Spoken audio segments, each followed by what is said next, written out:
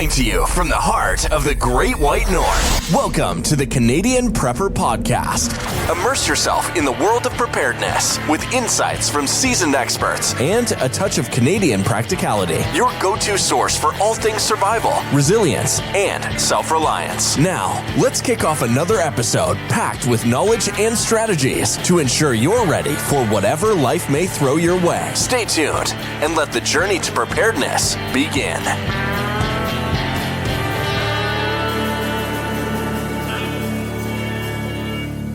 Welcome to episode number 265 of the Canadian Prepper Podcast. We are recording April the 13th, 2025. My name's Eric, host of the show, based in Southern Ontario, hunter, target shooter, ham radio operator, and of course, computer geek. As a first responder, witnessed an over-reliance on emergency services during major events. Started a small preparedness company to help people get better prepared for at least 72 hours, if not longer. And I'm Jeff. I'm based in Central Ontario. I'm a target shooter, a ham radio operator, general overall handyman, and the weather nerd. And I'm Brad. I'm in Eastern Ontario, part-time amateur prepper, constantly trying to better myself. And I'm the Frugal Gunny. I'm an off-gridder, a shooter, hunter, fisher, gatherer, trapper type, and a generalist. I'm pretty much into mobility and self-sufficiency as well. And I only relatively recently came to accept that I'm a prepper. You can't say that anymore. You've been on this show way too long. Hi, Gunny. All right. Well, I'm still in denial then. Okay. How do you like that? It's kind of like AA for preppers, so hi, Gunny. Fair enough. All right. I'll change that tagline, but yes, I think I'm still in denial. Fair enough. Well, I'm Terry. I live in sunny Central Ontario. Official Grand Poobah of the Preppers Meet. Starving indie author, terrible hunter, pathetic fisherman. And I'm still a proud owner, despite all the tariffs and so on. But You just couldn't bring yourself to say Ford, just a proud owner. oh, did I miss Ford? I'm sorry. I You apologize. did. Just a little bit. Didn't want to Just a little bit outside. I appreciate you not dropping the F word right off the hop there, Terry. Well, Pierre's not here tonight, so This is true. Nope. somebody's got to do it. All right. And I am Pat and Bunker. I am a proud ATC owner, outdoorsman, sharpshooter, as far as my certification goes. And yeah, I still have a healthy respect for drones that fly overhead that shouldn't really be there. Me and drones just don't get along. I don't like them. Don't Still a thing? like them.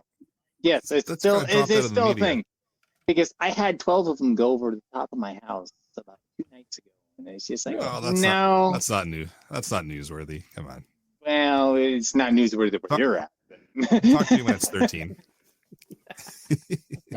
Okay, 17. 17 flew over my house. Okay, now we can talk about it. Yep. Okay, all right. But anyway, yeah, thanks for having me on, brother. And if you want to help support the show, you can buy some swag. We have both the Canadian Prepper Podcast t-shirt and the Tactical Velcro patch available at www.prepperpodcast.ca. All the proceeds help to cover our podcast costs and keep us on the air. And if you're enjoying the show, please take a few minutes to submit a review wherever you found us. And we want your feedback, even if it's bad. We also invite you to reach out to tell us something that you learned this week. And then you can email us at feedback@prepperpodcast.ca. All right, so we've got some freezing content for you in this episode. We're going to start out with some recent news that most likely talks about, I don't know, an ice storm. Update you on our personal preps, which probably have to do with a little thing that might rhyme with ice storm. And then we're going to get into the main topic, talking about the 2025 ice storm, because it was one heck of a ride. That was. So let's but not. move into the news, shall we? It's slowly getting warmer outside. Mm-hmm. I think It's old gorgeous out today. Oh, it's 20 degrees. Mm-hmm. I think It was old man great today. ready to take his hibernation. Oh, what have you done, Brad? What have you done?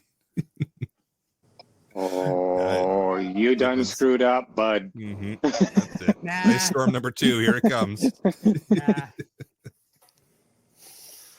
No, it is definitely warming up. It's a lot nicer than it has been. That's for sure. It was gorgeous day today to do yard cleanup and all that. So 20 degrees in Barhaven this afternoon. wonderful, just wonderful. That was nice.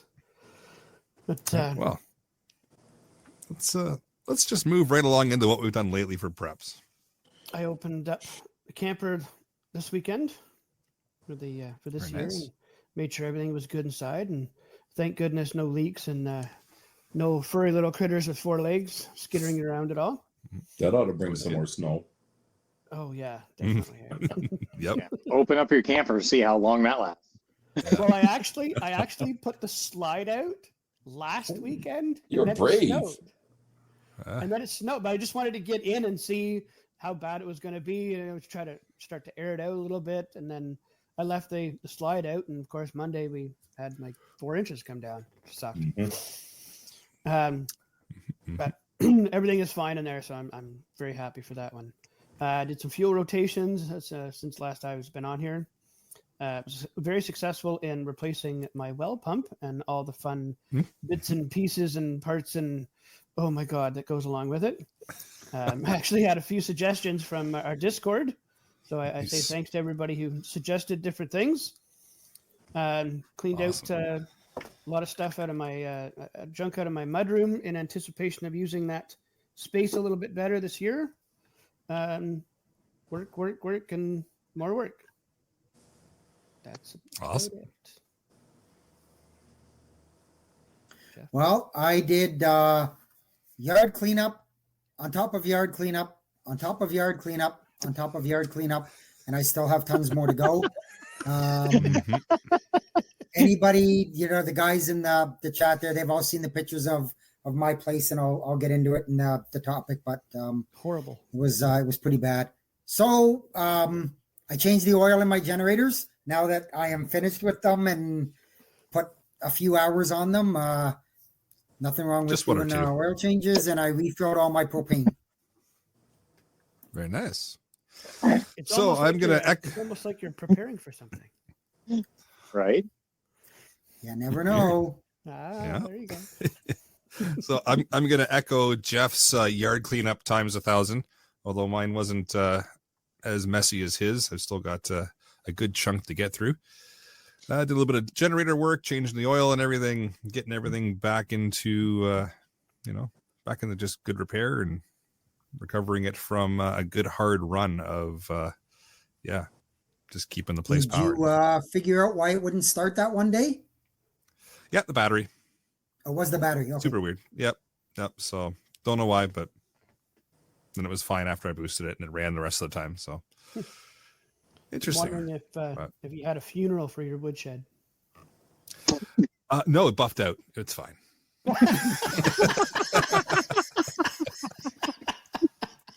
Yeah, we'll get into that. The woodshed took a little bit of a hit. A little? Yes, okay, a lot of bit of a hit. It's apparently still around. So. It's around. It's just a pancake now. But that's okay. It's just space efficient now. Yeah. Oh, whatever you will. Yep. We can run with that. Yeah. I defragged it, Frugal. I defragged it. Nice. Oh, good one. Good one. Yeah. That's Minimizing really, space. Yep. Really old reference for those of you who, aren't used to spinning rust. Go ahead, Frugal. Oh man, I've had an awful lot on the go since I was last on the show. But I've landed back in the Ottawa area. I'm still getting settled back in, truthfully, but I'm also working on some content, trying to revive my channel from the dead, amongst other things. And I'm doing the changeover already to summer gear in the truck because I've got a funny feeling this no spring is going to turn into an instant summer, and we'll be baking and begging for all of the summer stuff to be ready. So I'm doing that and going through canned food rotations. So there's a fun thing to do.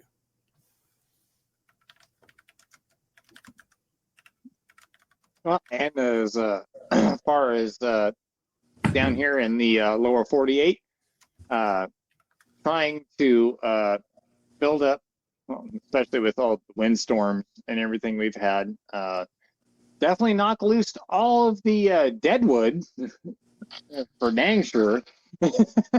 So I know exactly what's dry, and there's no mystery there.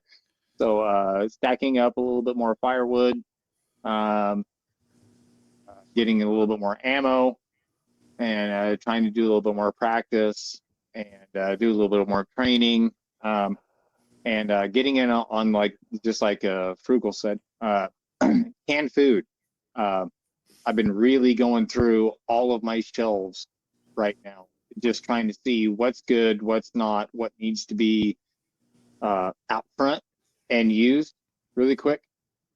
Especially I've had several things that need to be used really quick. And getting some more freeze-dried stuff, because through some of what we are going to be talking about, it me and then these guys a week later, yeah, we've got a lot of stuff to go through. So anyway, that's what I've been doing. Well, me, I'm marked safe from Ice Mageddon 2025. Come through it unscathed. Tested all the generators and did some necessary fuel rotation because we burned through everything we had. 100 liters. 100 liters. We're out with power for 10 days. So it was exciting. That puts a number to the fuel for you out there who've never tested your own generator and fuel capacity. That's a lot of fuel, Terry. Yeah. How about you, Jeff? Do you have a number to yours? I ran mine exclusively on propane. Gotcha. I'll get into that kind of Cool. in the thing, but I ran mine exclusively on propane, and it's a big generator. So with the cycling and the on and off, I could have done better, but I knew that I could get propane, so I wasn't as concerned about conservation and that. But I was getting about 2 days out of a 30-pound RV tank. Wow. Nice. And that's a lot of fuel, and that's a lot of propane, guys. Mm-hmm. That is. Let's move into the main topic, and then we'll dive deeper into that, because it's there's going to be some interesting stuff for sure. So we're talking about the ice storm that came through around March 30th, 2025, and caused one heck of a mess as it came through. Left a lot of people without power for a couple of weeks, and it was a really good test of what we had prepared, and a good way to learn ways to kind of fix things up, and some weaknesses or lacks in our preps, and some things that went really, really well. So it's going to be an interesting episode where we can just kind of reflect on that and tell our stories and talk about what went well, what didn't go so well, what kind of fell in the middle, and what we would change up. Because I know I learned a few things. I'm sure everybody else did too. Yes. So I think guess Jeff takes the cake for being out of power for the longest, being 12 days. Yeah. I was We'll I was kick out off for with 12 Jeff. days. Now the street was not out for 12 days, but I was. I had several trees come down. I live in a very treed area, good and bad. This is the bad part of it. So I had a large tree come down on the house, but it did minimal damage. I am still waiting for it to be totally removed. I removed what I could, but it's at the point now where it's going to have to be a professional to finish it. So that's there. And luckily, so while the storm was going on and the first big tree come down on the house, I went outside, and of course by then the power was out, and I was looking around, and I'm like, I'm not liking this. And all I was hearing was just constant snapping of branches, falling of trees. And I made, this was about midnight on Saturday night. So 2 weeks ago, Saturday night. And I made the decision to bail out of my house at that point. So I got in my truck and I went to a safe spot and hung out there for a little bit until a friend of mine woke up and checked her phone and said, come on over. And thank goodness, in the meantime, between when I had left and I came back, another very large tree had fallen on my front yard. It took out my hydro wires. It bent over my hydro stack and it flopped right where my truck was sitting. I would have lost my truck probably. So I guess good things happen. So I stayed at her place overnight. The next day I came back. I cut up the tree that was blocking the driveway so I could get in. Got the generator fired up. I've got a GenerLink system, not a GeneraC, not the big generator. It's a GenerLink. I got the idea from Terry. Terry had one. And I'm telling you, folks, that thing was a godsend. It's so simple to use. You fire up the generator and you plug the cord in. That's all you got to do. You're not messing around with sub panels and all that stuff. Just flip the breaker of things you don't want. High electricity use appliances like my hot water heater and stuff I turned off. But it ran my house. And the big thing for me was my water pump. And the ability to have water and I have water in stock and I ended up helping my neighbor. She has horses. They didn't have power either. They were coming down and filling their water tanks and water jugs and stuff from my pump when my generator was working. So Nice. Yeah. That's Helping out the neighbors. It worked that's out probably really the number well one that way. thing Yeah. a lot of people didn't realize is that their water pumps weren't going to work. I was doing the same thing. Yep. People were coming by for water because Yep. everybody in this Yeah. area is well and septic for the most part. Yep. And nobody had water. And my the neighbor down the road, she has a sump pump and it does run frequently. And she has a battery backup. That was fine for like the first day, no problem. But on to day 2, and it's like, the buzzer's going off, low power. So I loaned her my backup generator, and she had that for, I think she was out for 8 days. So anyways, that worked out. What did I learn? So what I learned is the bigger generator that I have, that I got in the fall when I got my GenerLink, is a little bit more of a pig on propane than the smaller one.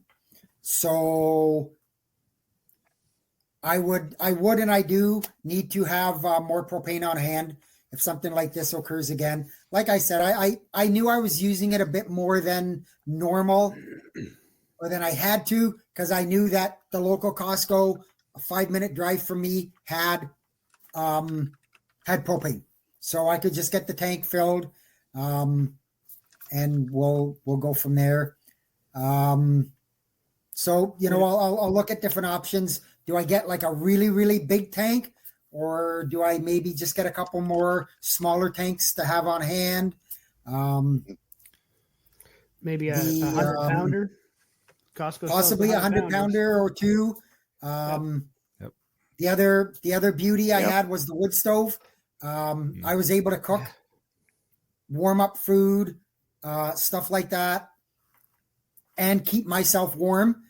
It wasn't abundantly cold.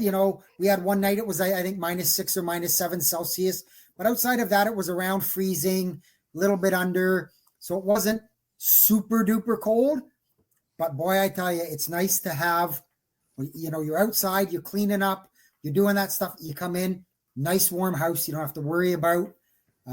So that was great. I have lots of firewood, and I'm going to have probably 5 years of firewood when I'm done. Yep, you will. Yeah, so, and a lot of people were, not a lot, but people that I knew were working together.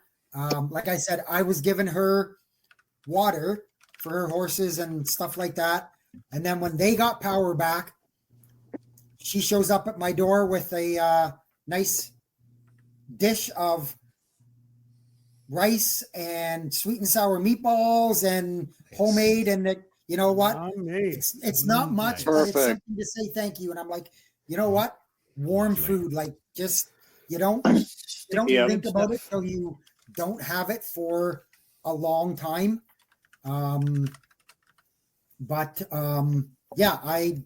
My generator, like I can't complain. It ran, it didn't miss a beat. It, like I say, it's big enough that it ran everything in the house that I needed. I wasn't concerned about that. So yeah, I still, even though I loaned out my small generator to that friend, I still had another large backup one just in case. And obviously I didn't need to use it. But yeah, that's so I still have the tree partially on my house. I'm still fighting with insurance, not fighting with them, but there's just so much work for them, and I'm not knocking them. They've got so much work to do. They're taking care of the people who have bad damage. Their houses are not habitable. They've got to get, they got a hole in their roof that they've got to get fixed. So I'm okay with how things have gone. I wish my power would have been on a little bit earlier, but again, I had the generator, I had the GenerLink, I had the wood stove. I wasn't in dire straits for anything really. It's almost like you were prepared, Jeff. Almost, eh? Yeah.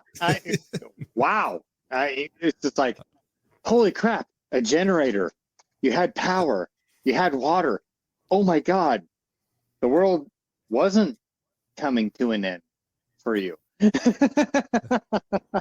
No, it was it was like, it's an eye opener. I've been without power, a day here, a day there, whatever.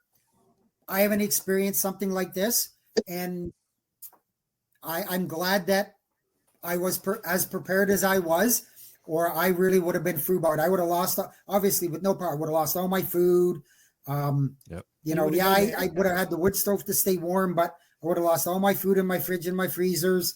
Yeah, I've got canned stuff, lots of canned stuff. So I was good there, but believe it or not, just for the mental side of it, just the mental part of being able to flick a light switch and a light comes on, I'm telling you, it makes the world of difference.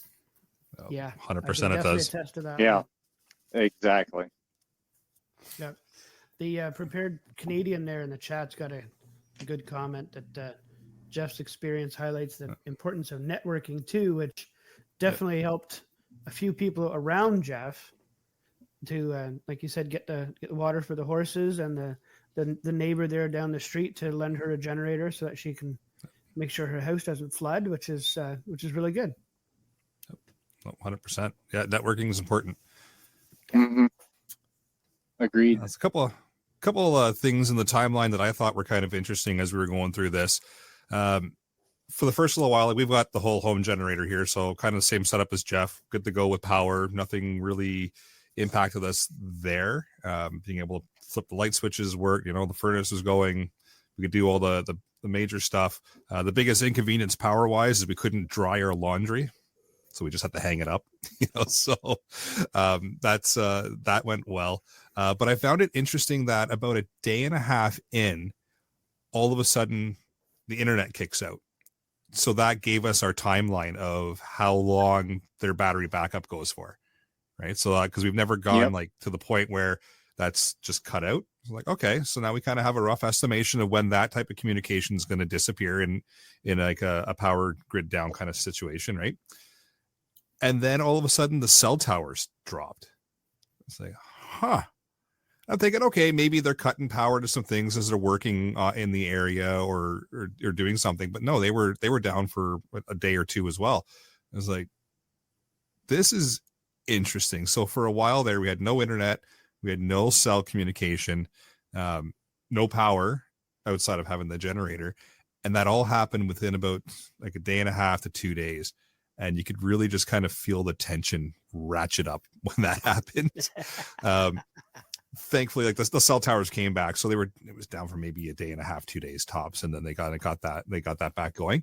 But it was interesting just to kind of hear the rumors of the towers didn't have sufficient backup, they didn't have sufficient batteries, they didn't have anything like that, because I never really experienced those going down, right? And the internet usually sticks around during the power outages, but that disappeared too, right? So helped with the social media reset and the internet reset. That was bonus. The kids are not asking for to watch their videos or do anything like that anymore. They've detoxed from that, and we were keeping that up. So that's awesome. But it was just interesting. It was interesting to get that timeline, right? Because we've never had this kind of mass power down across a large area for such a period of time.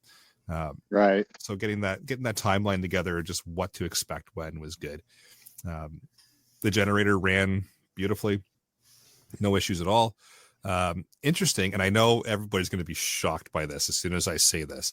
The 2-meter ham repeater in town here, a couple of hiccups in the beginning. There it is. We had one go down, so the main repeater here in Aurelia went down after about a day. They only have a certain amount of battery backup, and then it was offline. But the big one here, the Lake Simcoe repeater, ran the whole time. And there were guys on there that I hadn't heard on the air ever using it. Everybody making comments about, it's still running, it's still operating. It didn't miss a beat through the entire event, which was fantastic because we had ways to get information, right? So people were on air going, okay, gas stations in town are closed, but there's a gas station out on the outskirts that's open right now. It has fuel. They're providing 20 liters a car. Or if you go here, you can get gas, or there's a grocery store here. And they were just relaying information as they were out and about, checking things out. And you could just check in throughout the day and say, what's happening here? What's going on here? Does anybody have power? Does anybody have water? And it was nice to have that level of communication still, and lots of people utilizing it. So it was, that was fantastic. That says to me that there's a big community down there that's well prepared. Yeah. Mm-hmm. It was neat to see, and a lot of ham operators just came out of the woodwork that I haven't heard on the repeaters, right? So it was kind of neat there, and a lot of people offering help too, right? Now we're only about 4 or 5 days in, right? So everybody's still kind of happy and civil and all good, right? But they were all willing to kind of offer help, and if anyone needs help with getting trees or gas or fuel or food or whatever. So people were that was kind of neat to hear as well. And then dealing with the kids, that was interesting because they haven't really been through this before, right? There's been like the odd power blip, but so the first day it's okay. Second day, they kind of start realizing that things are different, right? Because some of the lights in the house don't work, right? Because that's just the way the generator is. The TV, we're not using it. The generator's running. That was one thing that kind of threw them off as well, because now there's this constant sound humming along the side of the house. So they just started to realize that something's off and something's different. So they start to ask questions, right? But, we got the games out, we played the games. They found flashlights. What kid doesn't love flashlights? Right? So they go running around the house. The only problem is I realized, okay, we've got 3 flashlights here, they're rechargeable, but they would run around with 2 of them and burn them out throughout the day. Right? So I got to add some more flashlights to the kit, right? Just not something I would never have thought of, right? You use them at night, you charge them up during the day, and why would they ever be burned out during the day? Well, because the kids play with them. Never dawned on me, right? So we're going to get some play flashlights, so they got some flashlights to play around with if we ever get into this situation again. Same thing as Jeff, the night of, as I hear the cracking and the snapping and the popping of trees, I'm like, oh, this is interesting. This is going to be something. But went to bed and woke up in the morning to our giant cedar in the front yard on the ground. So like, all right, like, okay, so that didn't think that was going to happen. Looked around, and we have a bunch more trees on the property, and went, that cedar came down pretty close to the cars, so zip them onto the front lawn. So just right up on the lawn, just parked them there. I'm like, don't care, because I'm kind of looking around, that there's nothing else. Like that cedar has already fallen. That's the only thing that was kind of within range. Nothing else is going to fall.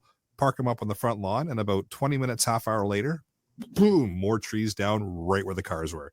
Like, okay, so that was a good call. Yep. Let's see what else I have here. Same as Jeff, I ended up loaning out my backup generator.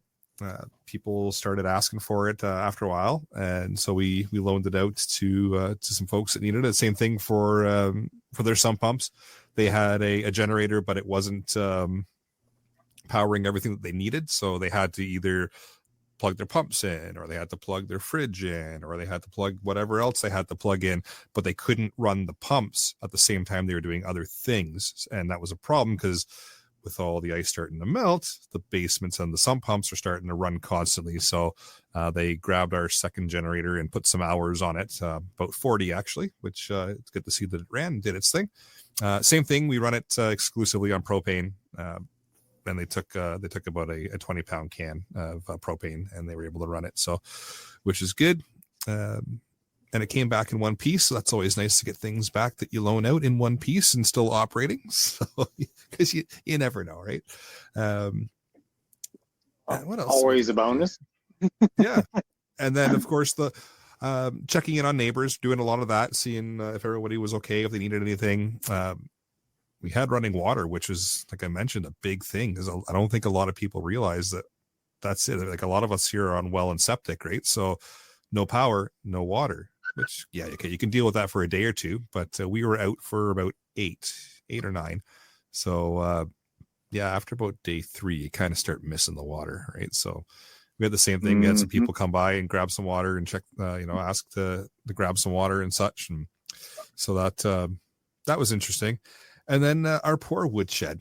So I went out because we've got a wood burning fire. Yeah, and everybody here in the panel that's chuckling away, they've seen the pictures. So we've got a wood burning fireplace here. So of course I decided we're going to fire up the fireplace, and kind of, even though the furnace is running here, we may as well use the fireplace and kind of offset a little bit. And went out and grabbed a bunch of wood from the woodshed. Brought it in, got our fire going, and about 20 minutes after I went out and grabbed the wood, one of our pretty tall pine trees decided it was just going to lose its hat, and it came tumbling down and completely flattened the woodshed. So yeah, it is no more. But that's okay. Well, I wanted a new shed anyways. Yeah. There's some more wood for your woodshed. It just planted itself right on top of your woodshed. It just figured, you know what? I'm going to save you the work, and I'll just fall it right through the roof, right onto the pile. And that was it. So. You can buck it up and just put it right on the wood pile, right there. Exactly. But yeah, so there's lots of cleanup now, lots to do that way. Like I said, the generator did its thing. We were good food wise. We were good comfort wise. For the most part, everything worked just the way I kind of hoped it would. A couple little tweaks with like the flashlights and maybe a few other little things for the kiddos to do. But for the most part, I think we fared out pretty well. Nice. Yeah. Awesome.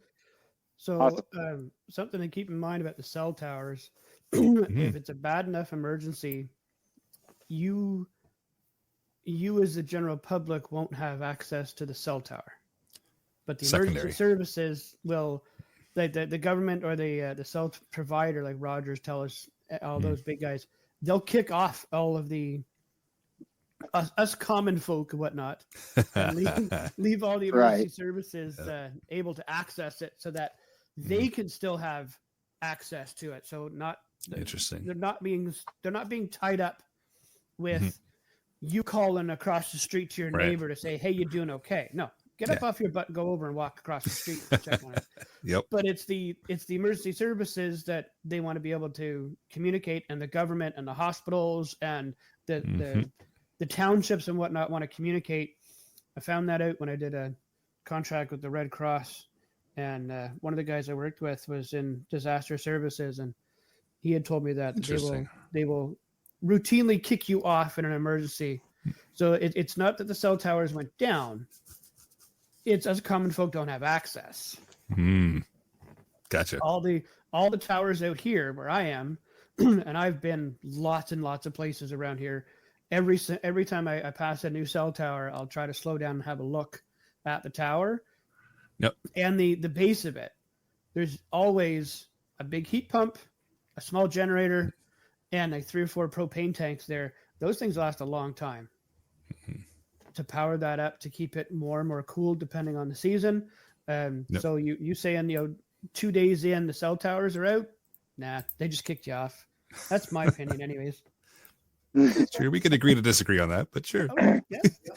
I might know a couple guys that work at the towers and may have said that the batteries were completely dead. But Oh yeah, okay. Like I said, I've seen that too, but I have also seen I said, lots of the cell towers have big generators and they run constantly. 100%, yeah, 100%. But it came from a credible source that things were not running exactly how they should have in a scenario like that. Yeah, well, it depends on how that tower is set up, whether on propane or diesel or gas or, what is it?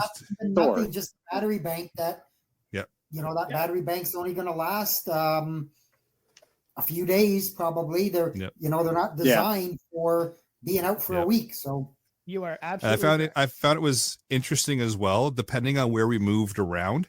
So we went into town, we would have signal. We came back out, nothing. So it was kind of weird too. Like that kind of lines up with what I was being told, because some of the towers would, be properly outfitted and have proper generators and proper battery backup and such. And some were just failing and not working. So that kind of makes sense that a lot of them just weren't spec'd out the way they should be. And hopefully that's just a lesson learned for the providers, right? To kind of clean things up.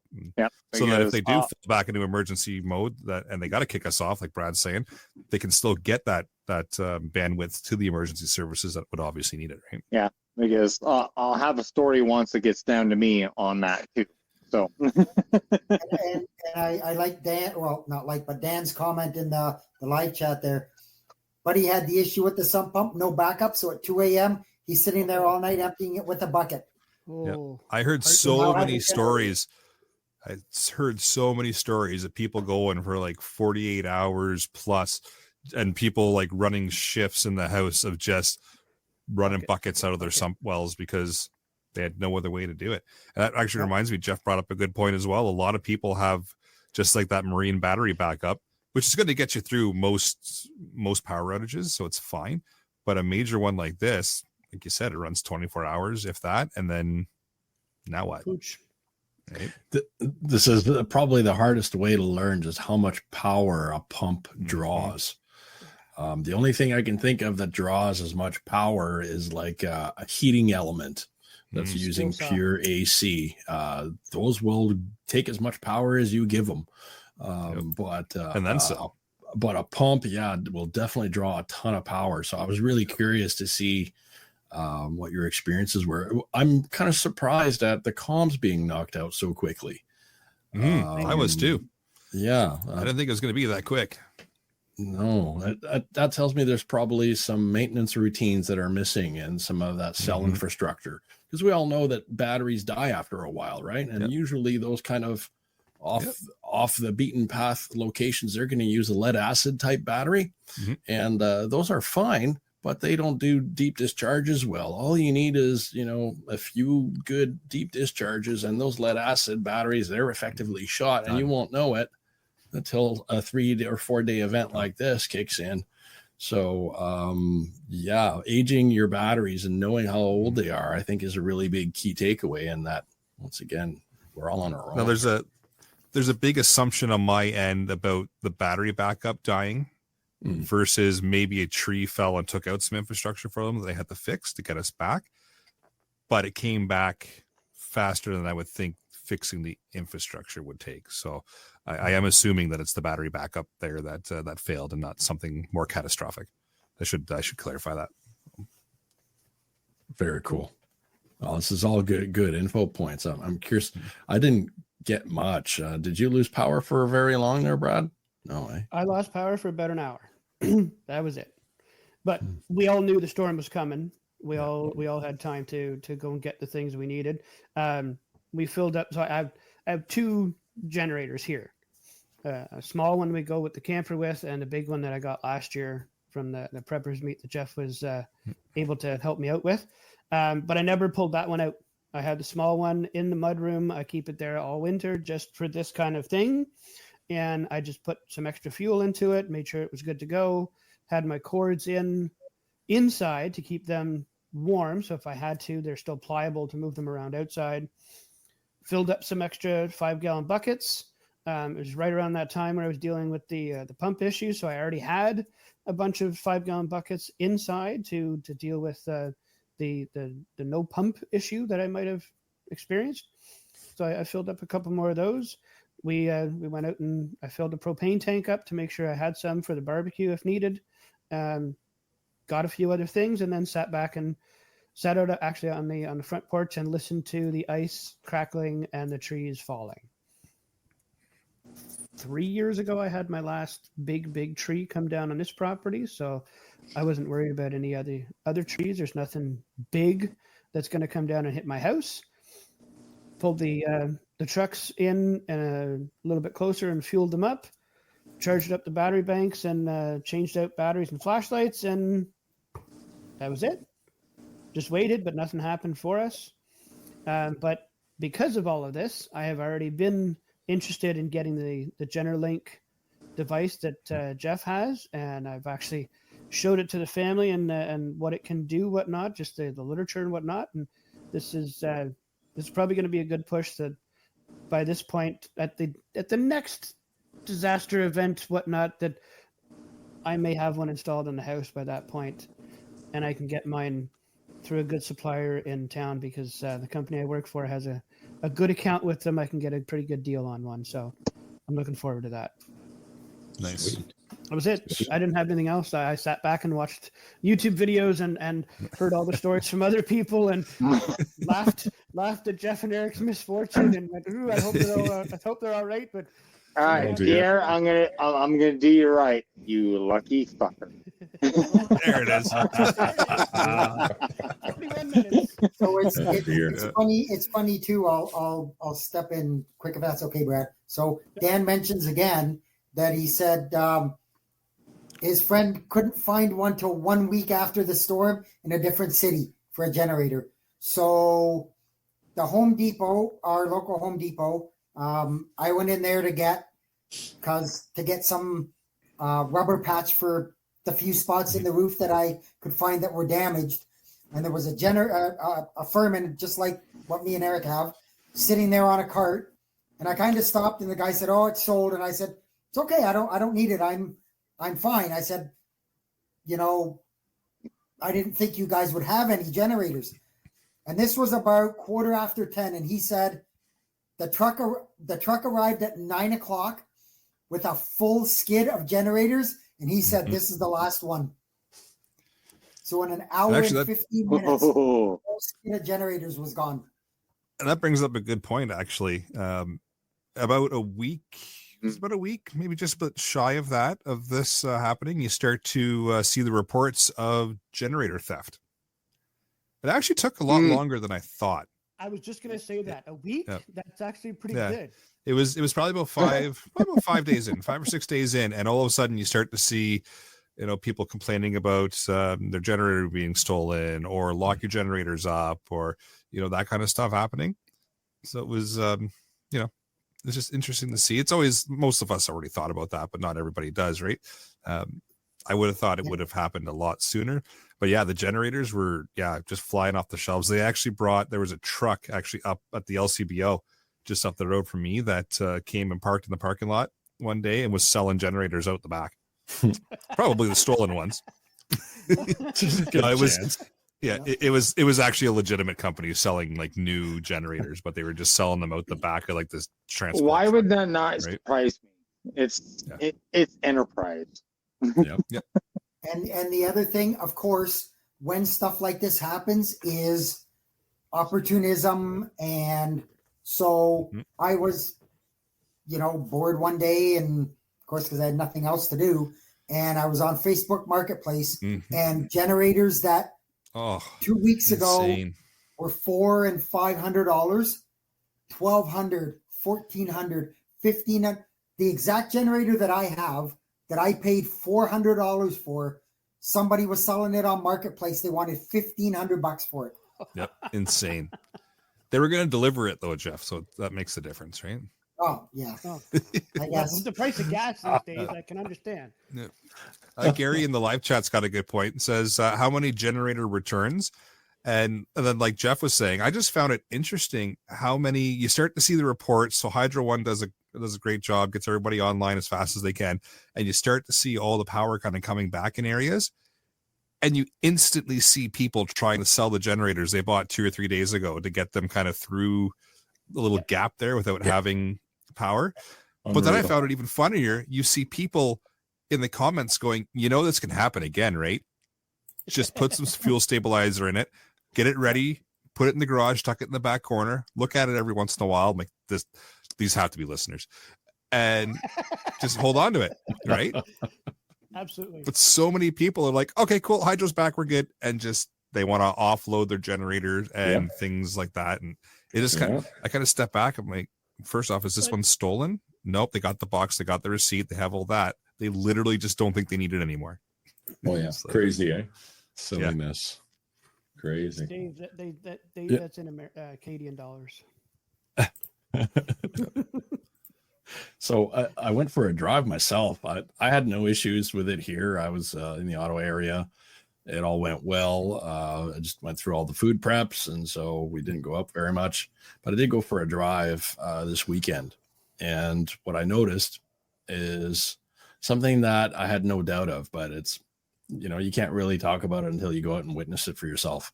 The power lines have not really been very well maintained. Mm-hmm. Sorry, hydro people, I'm throwing you under the bus. If you don't maintain the areas that your power lines run through, you don't have a hope in an ice storm. And so what we've had here is very little care paid to our infrastructure for, I think, a few too many years. And it's in an area where customers don't see it every day, right? You see something if your sewer line gets backed up. You'll know really quickly that the city's not maintaining its sewer lines. But out there in the forest, you've got these power lines that are running through hundreds of kilometers. And an easy way to save money when the gas is going through the roof, carbon tax, is to simply say, well, you know what, we're going to peel back a little bit on the budget for tree maintenance and clearing and line clearing this year. We're only going to go into the areas where people can really see it.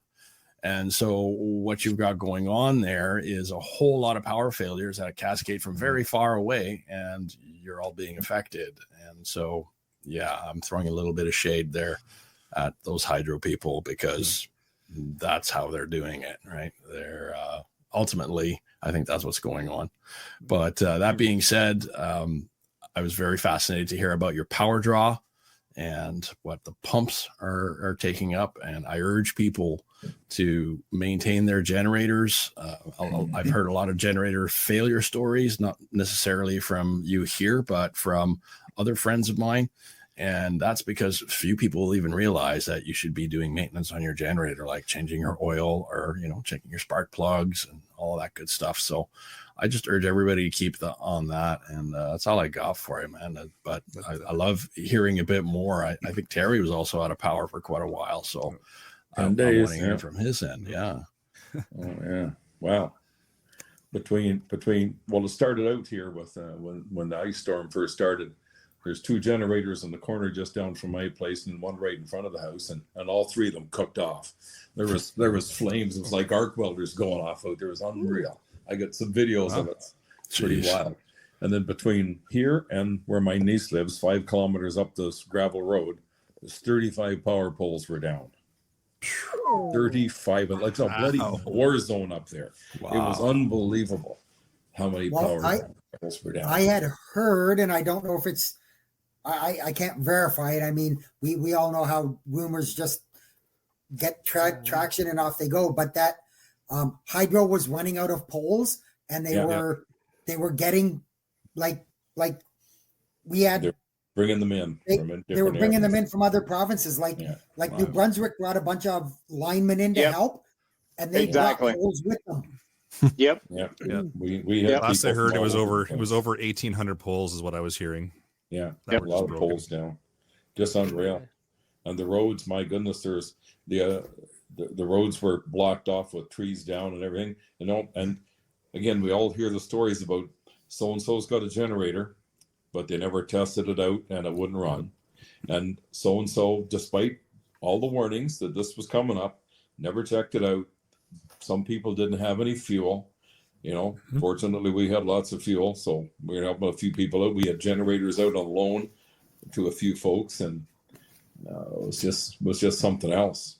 And a lot of people with the Generac systems were running out of propane, and because there were so many trees down, the propane trucks couldn't get in to refill them with propane.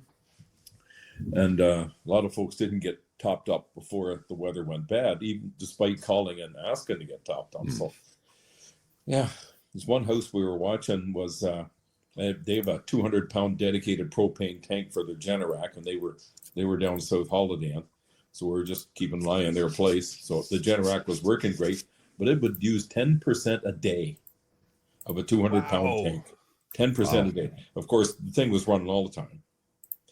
But our own place, like we were fine here for the most part. We were just like any other day. We had a big 1,100-watt generator run the whole house. That worked good for the first 6 days, and then bloody old thing packed her in. She would it was put out voltage, but no amps. It just wouldn't put out anymore. So we had to push that one aside and bring the other one out of the stash, and it was just a 4,000 watter. So we had to be a little more selective of what we could run on that one. But the way this place is set up, well, we got a wood stove, and the water heater and the house is heated with hot water heat through this hot water heater and soil fire. So it didn't take, I checked it with my meter, it only take 700 watts once in a while when it started up to run the hot water heater.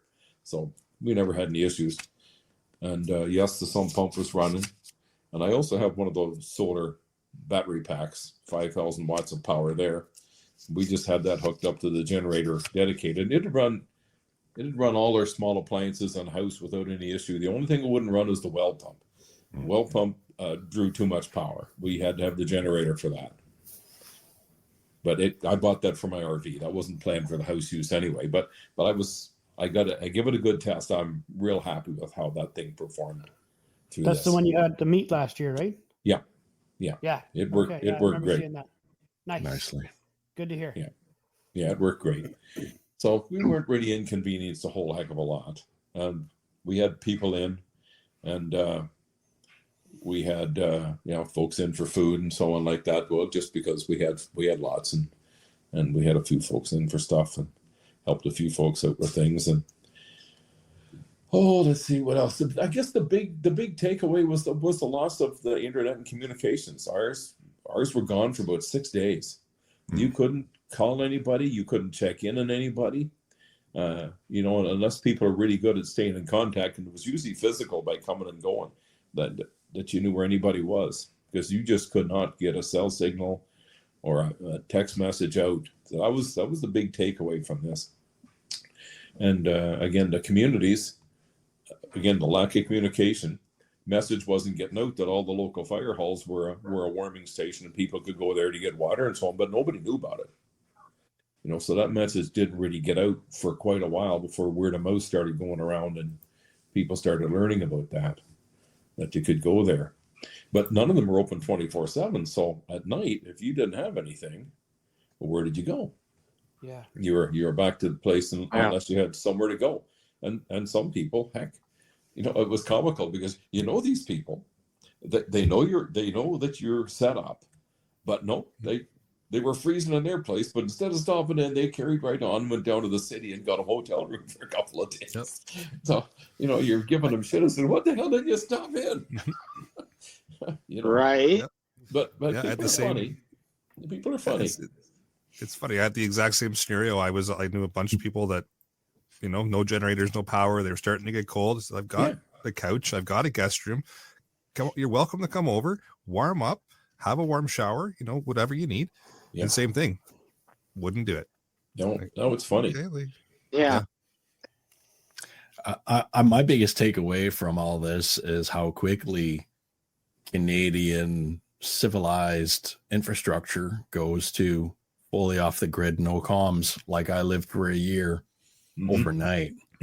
And I surely expected it to last a little bit longer before it petered out for you guys. That was my biggest surprise.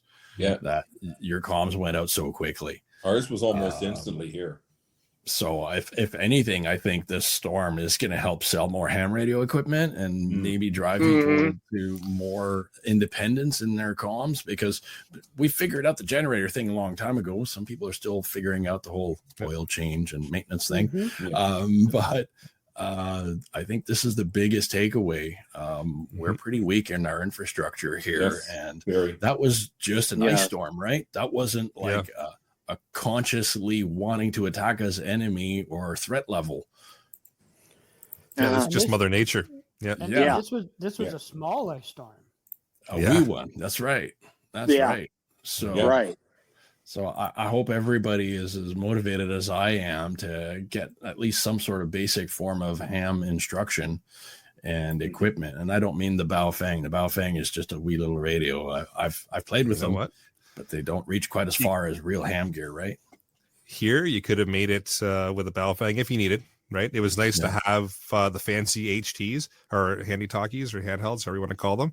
If you had a Baofeng in your back pocket, you'd have had comms in this, at least in this area, because that Lake Simcoe repeater was up and running, but it has a massive footprint. It's up high, so it's easy to get with the Baofengs. But hey, it's your gateway drug in. If that's all you can afford, grab that and then come on into the dark side. Yeah, I'm in. Well, I'll put a little caveat on top of that. It's about the same way around here. We have a really good repeater up here that has a generator and like at least 5 days of fuel on top of it, just like the repeater you're talking about. And that thing is awesome.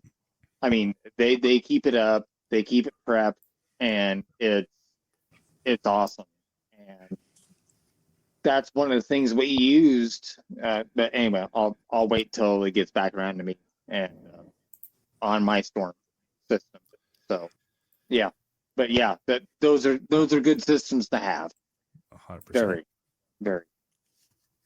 Now to add a little insult to injury here, because we've talked about ice quite a bit and that having kind of a bad impact on things. We had after like the ice storm was still around, like power was still out. We had like a thunder and lightning snow kind of storm, which was interesting to say the least. But also because Mother Nature was still pissed off, decided to strike the local sewage treatment plant with lightning. So didn't affect like myself, but the folks in the city that are on sewer and are on city water and such are in the town. Now they have no power. There's some pumps are not running because they don't have generators, and the sewage system is backing up into their houses. Oh dear. So just when we thought it couldn't get any worse, that happened. It's like, like what are the chances? Now the city moved quick. They got it back up and running in a couple of days. They were doing the best they could to divert and let things run, but a lot of people had sewage back up into their places as well. So it's just like, what else is coming? The sump pump thing surprised a lot of folks too. Yeah. It's amazing what happens when civilization goes down. And a lot of folks, well, you did not, I don't say a lot, but I heard a few stories about, well, I got a battery backup for my sump pump.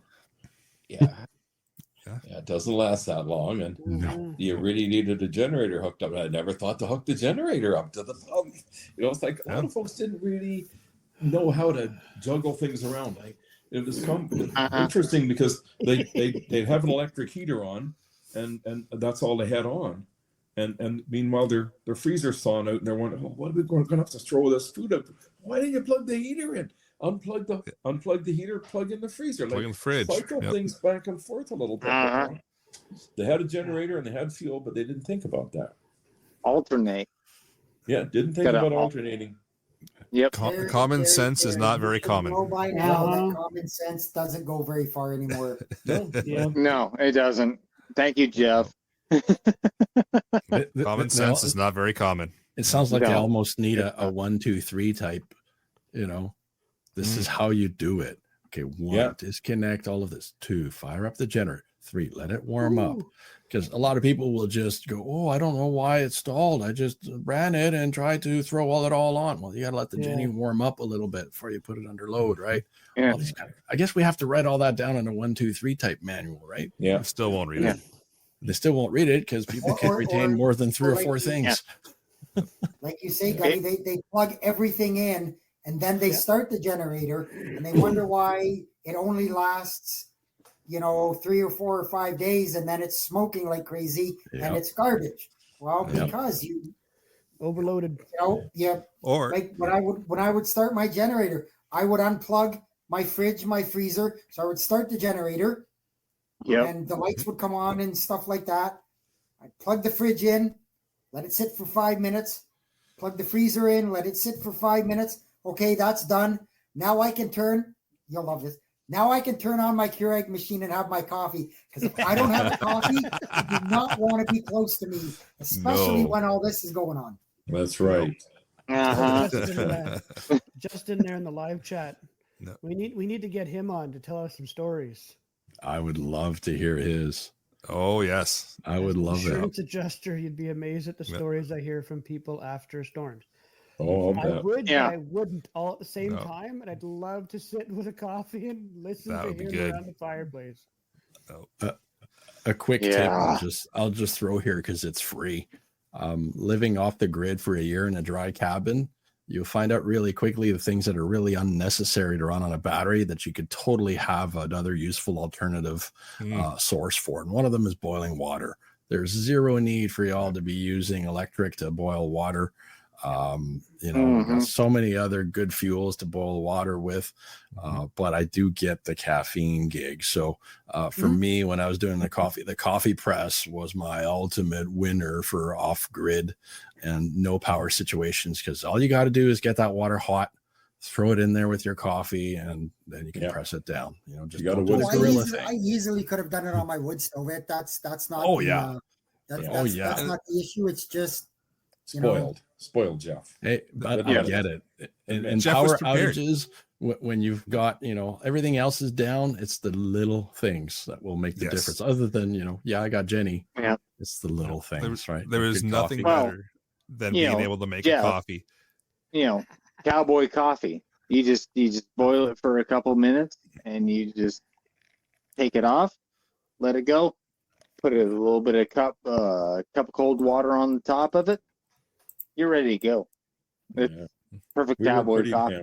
We were pretty pampered. We had the Keurig machine running off the solar generator and the toaster, and life was pretty good. Gucci kid. Oh, the hell with you! I'll go up one level and fancy. It was pretty good. One level up in fancy, I had my Nespresso coffee maker running. It was there you go. Nicely. Only because Starbucks was closed and you couldn't get to Starbucks. That's why. Right. Well, there's only two ways. It's cowboy or the wrong way. That's the two kind of coffee. That's cycling back on the generators for a second. And another thing I found interesting is a lot of people didn't realize that they have to give the generator a break every once in a while. Oh yeah, the duty cycle thing. Run it, and you can't just run it straight for like 6 or 7 days. Yeah, right. Yes. Like that kind of caught me off because I would turn mine off. Like I said, I got the whole home generator, like the Generac, right? But we would run it, and then every morning I'd get up, I'd turn it off, and it would be off for an hour.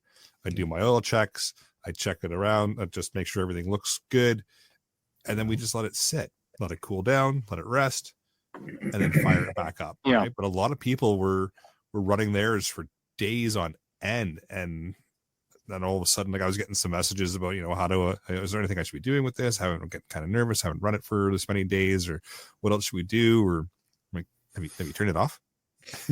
Why would we do that? Was the reply, right? But you got to give it a rest, because you can't just, but we're so used to having that power 24/7. It's a comfort thing, right?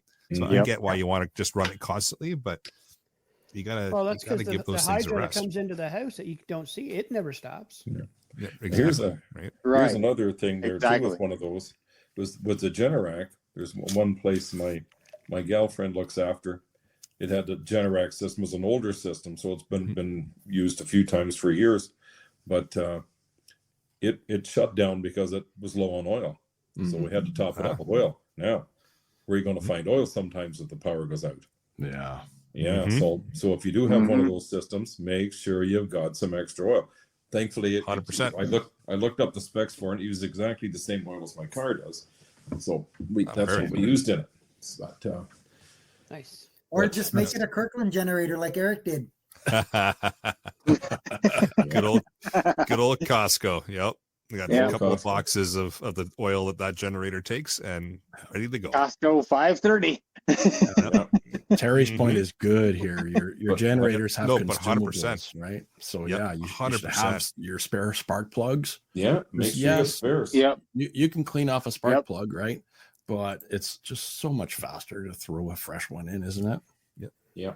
And Oh, yeah. speaking of And- that, here's a funny story for you guys. So I already had a maintenance kit ready to go for my generator set aside. I had all the oil set aside, all good to go. But I realized about 4 or 5 days in that I'm getting to the point that I'm starting to think maybe I'm going to hit that 200-hour mark and I'm going to have to do this service. Yeah. Mhm. What if this goes longer than that? Right? So here's where it gets funny. Ice Mageddon's gone through, infrastructure's down, power's gone, everything's gone to shit. And at least we've got internet back at this point, enough that I can hop onto Amazon and I order 2 more maintenance kits. And what shows up the next day? The maintenance kits. Amazon didn't miss a beat. Good old Amazon. They must have had generator backup. Yeah, they must have, right? So Here's another thought. through here, too. all of this, That's Amazon fucking Prime, hilarious. Amazon Oh follow my through. god. and they dropped off 2 more maintenance kits, so I was good for a while. And the No, maintenance another- kits were on sale. It's like they saw me coming. Another thing you have Scott locally here too. makes an interesting Oh, comment that's- here, too, that he says, Oh. interesting looking at the capacity of your generator and underutilizing it. A 5,000 watt generator running a 1,500 watt heater. I was kind of in that boat. My generator's 9,000 watts, and I was running like my lights, a fridge, 2 freezers, coffee machine every once in a while. I disconnect or I unplug my hot water heater. I probably could have run it. And if things would have been different, I may have. But I knew this was going to be longer than a couple of days. And the more it's like a car, it's like anything else. The harder you work it, the more fuel it uses. So was I underutilizing my generator? I was, but I was also not using as much fuel as if I would have been working it hard for hours and hours and hours. Yeah, full load. Yeah. Yeah. That's true, yeah. So Jeff, is your hot water tank, is it electric or propane? Everything's electric. My whole house is Yep. electric. Now, Yep. this is kind of I've always considered and thought of propane. You know, if this was 20 years ago, I probably would. I don't know now, but I mean, the thought's always there. I mean, obviously, I had the wood stove. I had the barbecue. I used it once or twice. But and I should say I did use a burner on my stove just to try it, and it worked. And you know, and yes, Dave, I know who needs a refrigerator if there's ice and snow. The temperature was around freezing. It wasn't. Yeah. In my mind, it wasn't cold enough to be putting stuff outside. Yeah, it was definitely fluctuating. It wasn't like if there was no other option, it was a valid option to explore and maybe use. But if you got the generator and you got the ability to run the fridge and the freezer, why change it, right? They don't draw much power. If you, Fridge if you and don't freezers have, draw if you don't very have a little generator, power. but there's still snow and ice on the ground, and you have a cooler, fill the cooler up with ice and snow, stick your stuff in it, It'll keep Yep. it okay. 100%. It was an Exactly. option if you're in a bad spot. If you're in a bad spot, it was an option. But if you got the generator Yeah. on it And keep everything where it is. Mm-hmm. yeah. I'm going to echo and- Terry's words here on freezers and fridges not drawing a heavy load. It's absolutely right if they're a compressor type freezer fridge. But I just want to stress that you want to avoid the Peltier cooler Yes. type models that plug into a cigarette lighter. Those are just They're junk. power hogs. Yeah. They will drain your Oh. battery flat and leave you wanting for cooling still, or just avoid them, leave them behind, and do what Terry suggests: get a proper compressor type fridge, even a little bar fridge. Will draw less power, right? So if you've got to just take care of your essentials, move them into there. But avoid those other little types of coolers. They're no good. Yeah, exactly. Yeah, I've had a lot of the over the road truckers just running up and down the road, and exact same thing. They said, no, those they're crap, and you might as well just chuck them out the next way station. And just big ass power draw. Yeah, they suck. Yeah. Better off with a foam cooler and some snow. Exactly. Yeah. One other thing I was actually able to test. I didn't mention this before. My battery backup for the ham shack here, because the ham shack is also where I do the podcast from, is not on the main generator for the house. So it's power goes out, it's done, right? There's nothing here. So I was able to take my batteries, unplug what I have set up on my little power distribution block here, plug in the batteries, everything worked exactly how I thought it would. It was fantastic. I could fire up the HF, I could fire up the UHF, VHF radios here. Can't run the amplifier. Oh well. And it worked exactly how I figured it would, which is fantastic. Yeah, you're still getting signal out, and you're getting contacts back, right? Yep, 100%. Yep. So that worked quite well. And I'll go ahead and get into my story. A week before everybody had the big ice storm here in Nebraska, at least right up the great big streak right through Tornado Alley from about the top of Texas all the way up to North Dakota. We had a really bad windstorm with snow, and it was taking the tops out, just like you guys. It was taking the tops out of poles, everything, just like what you guys were experiencing. It's just 1 in every 3 poles snapped, just junk.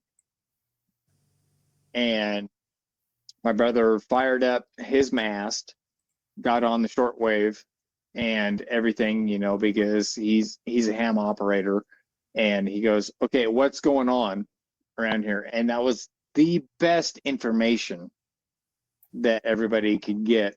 And he goes, okay, well, South Central Public Power is coming out. They're here, they're there. And, he had real-time updates on all the on all the guys coming out and working on poles, everything. And it was great. I was out 4.5 days and had 2 generators, and had one down at my feed yard to water all the cattle, keep the sensors up and everything. Good stuff.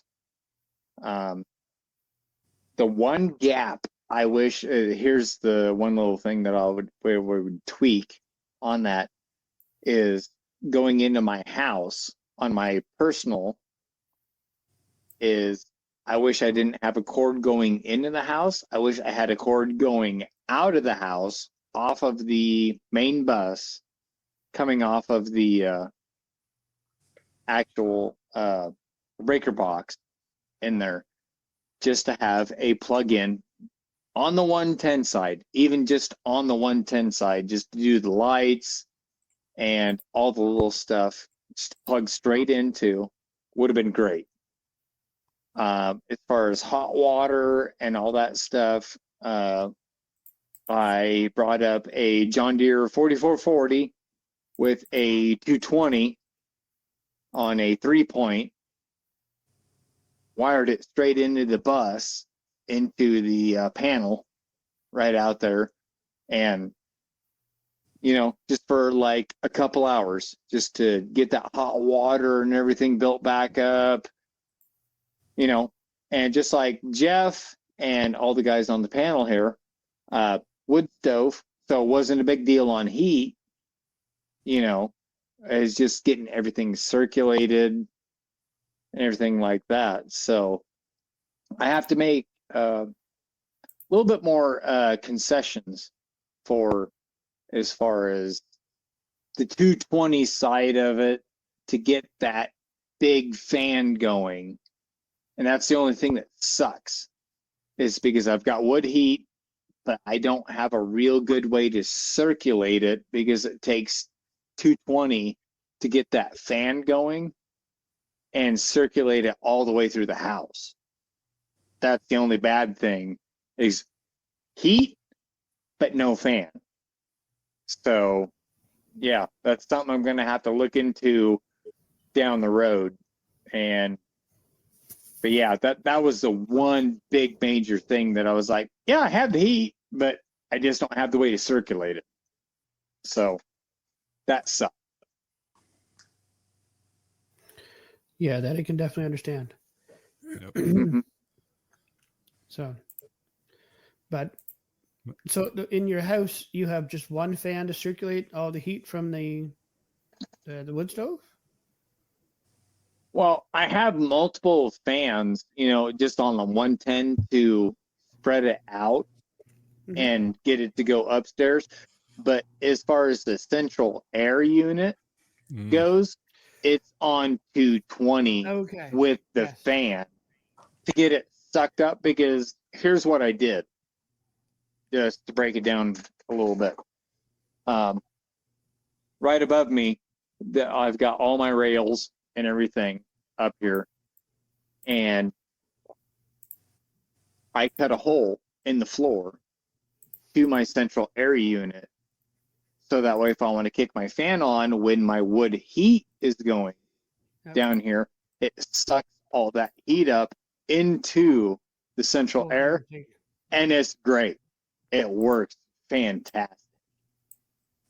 But if I don't have that 220 fan working, it's kind of pointless. Yeah. So, but yeah, the wood stove, great, because Jeff will attest to this, and Gunny will attest to this.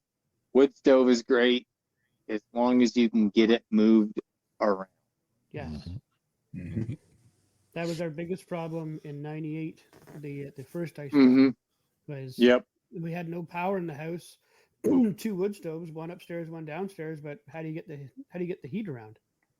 Yep, exactly. Because we had the exact same problem, because there was those. You guys have the same structures we do around here, and all those metal structures look like crumpled Tinker toys, and they were just down. Old maids. Oh my God, that was ugly. No, crazy. What? Any other final thoughts from any panelists, or anything else you want to point out or chat about? Well, I guess if I could add one thing, there was a few folks, because the internet was out and cellular was out. Some folks would go to get gas and things, and they didn't have cash, and all the debit and credit machines were down. So it caught a few people by surprise, but very early on in this, before things started to get sorted out. After things started, it was better. But for the first few days, it caught a few people with their pants down there. That one did. That's a good point. So have a little cash. We quickly Always went good to back to have the some 70s there, didn't we? Yep. Yes, sir, Terry. We had to talk to each other. Like, who'd have thought we'd have to talk? Right. Exactly. What is this talking thing you speak of? I know, right? This is strange. That's weird. So I when the first day, or like, the power went out on this and the storm was overnight Saturday. So Sunday I had the generator running, and so Monday morning I thought, okay, I'm just gonna find around if there's propane open. I'm not desperate. I'm in a good spot. I've got several days, but I'm not gonna wait till I desperately need. So I called around, and there was a place just south of Gravenhurst, and they were open. So same thing. I didn't know if their debit worked or whatever. So I just took cash with me, and they had debit. But if they didn't, I still had a way to pay for to pay for my propane. So Nicely. Have a backup to your backup. exactly. That's the place you asked me to kind of notify people about over the ham radio, right? Yep. Mm-hmm. Yeah, because I don't know. I'm not saying the guy at Costco lied to me, but when I called on the Monday, I called them and they said, "Yep, the store's open. We don't have enough power to do propane. We're not doing propane, and they're hooking up a generator to the gas pumps, and we'll have gas this afternoon." I said, "Okay, no problem."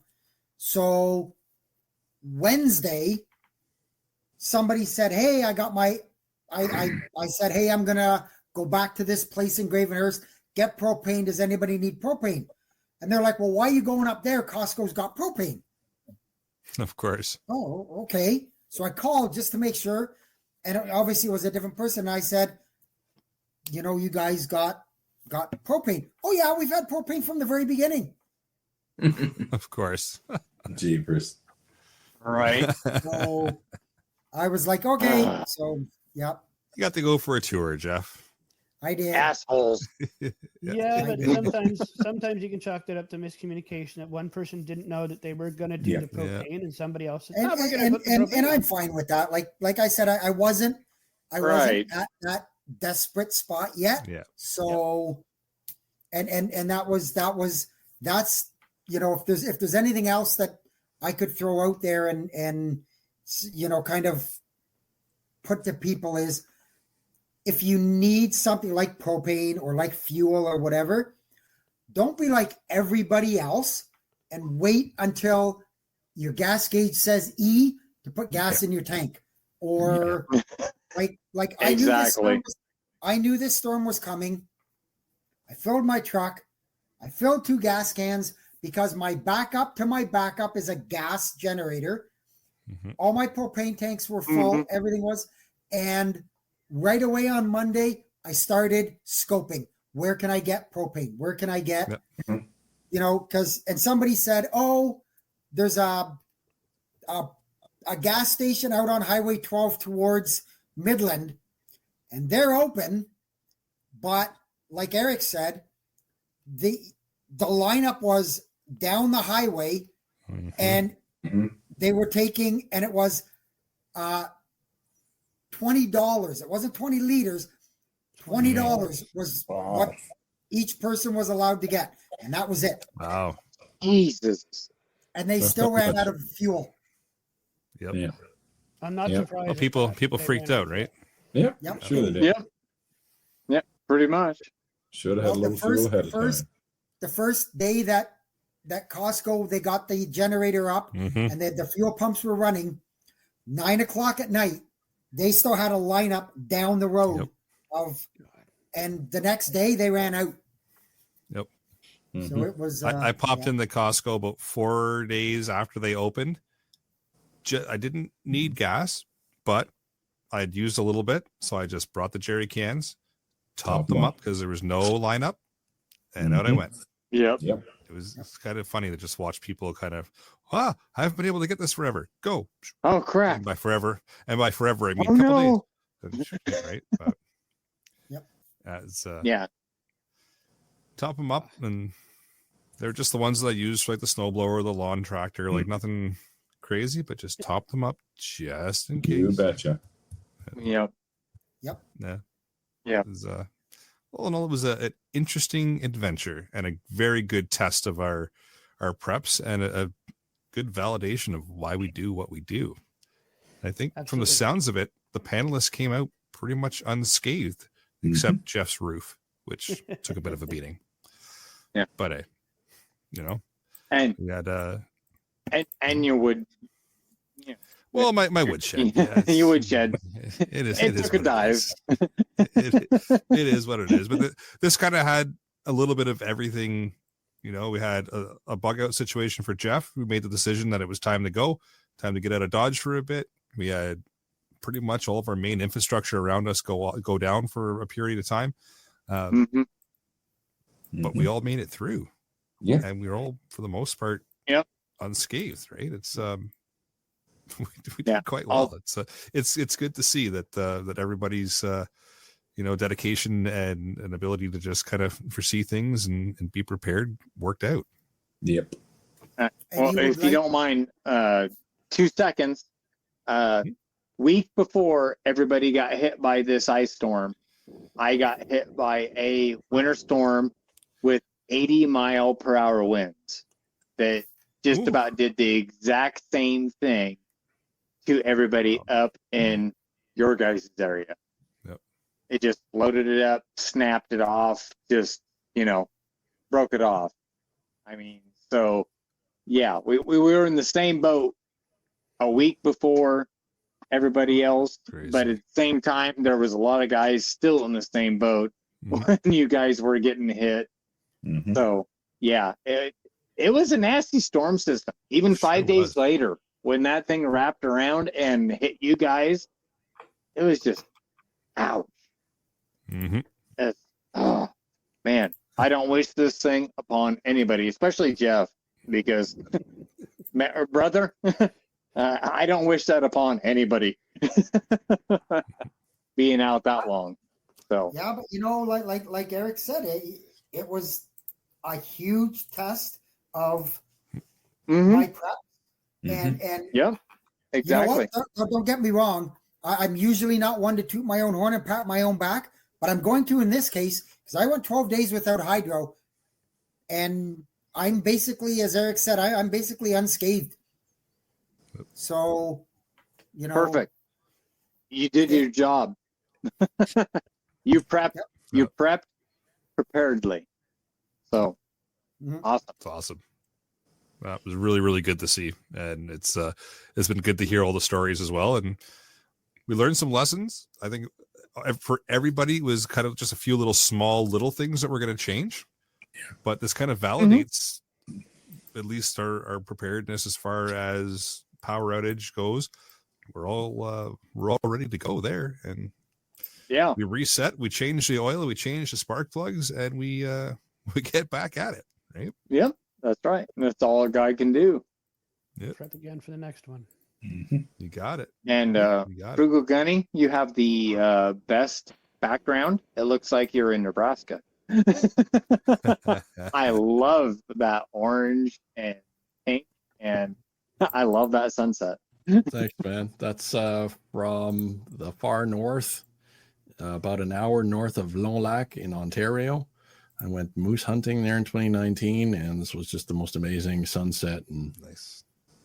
So yeah, all the backgrounds I've got are all photos I've taken out there in the bush. So I'll keep featuring new ones every time I get on. That looked exactly like Nebraska several times during the summer. Man, so, I'll go there any day then, brother. Beautiful. beautiful, right. Brother. Shall we move into upcoming events? Go with Terry. Okay. Well, we got the old annual Preppers Meet coming up here in July, 7th to the 13th. Mark your calendars and come on down. Go to preppersmeet.com, Facebook, or on the internet website, and schedule's up for the most part. Tells you what's coming up and what's going to be going on which days. So it's going to be a good event. We're going to have a good time, I think. It's always a great event. We might even talk about ice storms this year. We might. Really? I'm sure that'll be part of the conversation sitting around the campfire. That's for sure. I'm sure it might be. Yep. Awesome. Jeff, you got a weather blurb? Yeah, I'll be brief. I mean, we're an hour and a half in, but I think it was a great show and a great, just the way that things went. So obviously, there's been a lot of severe weather over the last few weeks. Pat and his windstorm there, us with the ice storm. There was a tornado outbreak.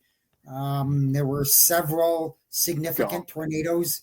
And on top of that, the way that the storms went, it was a train. So it was storm after storm. So you were getting flooding, flood warnings, flood emergencies, all that kinds of stuff. So obviously, as we discussed here, that we've had that bad ice storm. It affected the UP of Michigan, Central Ontario, other areas. And that can be expected this time of the year, more or less spring and fall. You get that battle between the cold and the warm, and that's when you get severe weather. So there is the chance that there could be some more severe weather through the mid-U.S., up through the Ohio Valley, and maybe even into sort of Pat's area for later on in the week and maybe into the weekend. So just keep your... As I always say, just keep your thing about you and don't be scared.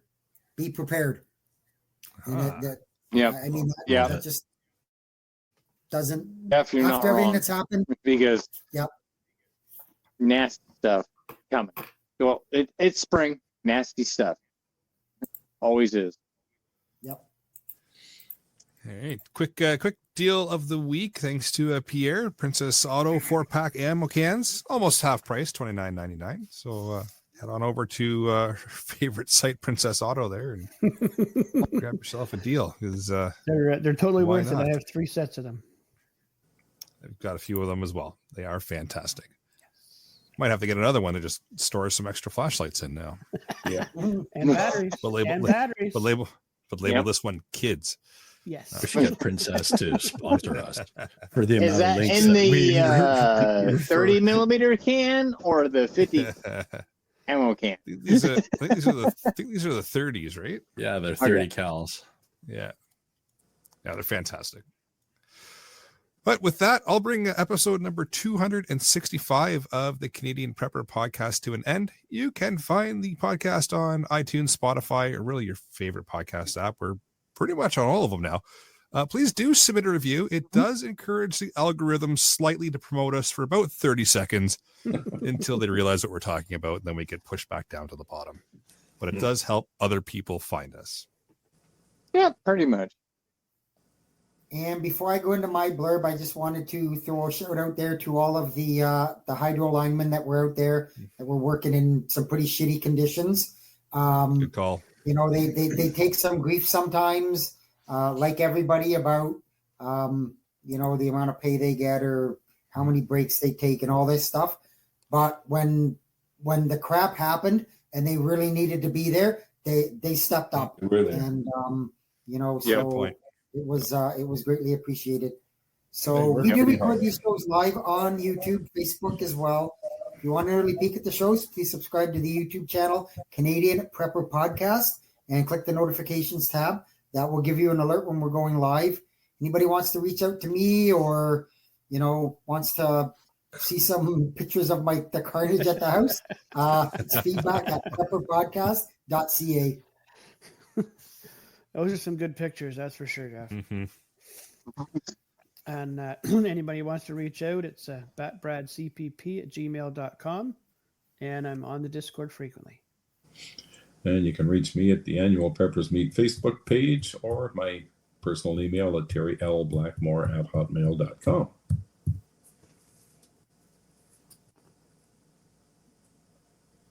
Frugal. Or I guess we're going Pat, aren't we? Yep. Oh, Sure. Lost my spot. Go ahead, Frugal. All right. So you can find me on YouTube, Rumble, Facebook, Instagram, and the CPP Discord, as well as in person at the annual Preppers Meet this summer. Right on. Awesome. All right. And you can find me on YouTube at Pat in the Bunker.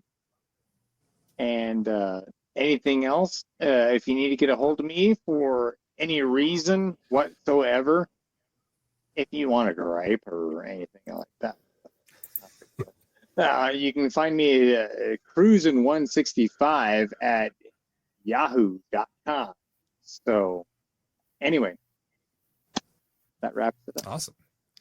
All right. If you want to check out Rapid Survival at rapidsurvival.com, you can get me there on the live chat. You can also email feedback at prepperpodcast.ca. So thanks for joining us. Until next time, be prepared, stay safe, and keep learning. As we wrap up another insightful episode of the Canadian Prepper Podcast, we want to extend our gratitude to our listeners for joining us on this journey of preparedness. Remember, the key to survival is knowledge and readiness. If you want to support the show and engage with our community further, consider signing up for our Patreon and joining our thriving community on Discord. Links are in the description. If you enjoyed today's episode, please don't forget to subscribe, share, and leave us a review. This is the Canadian Prepper Podcast, signing off. Until next time, be prepared, stay safe, and keep learning.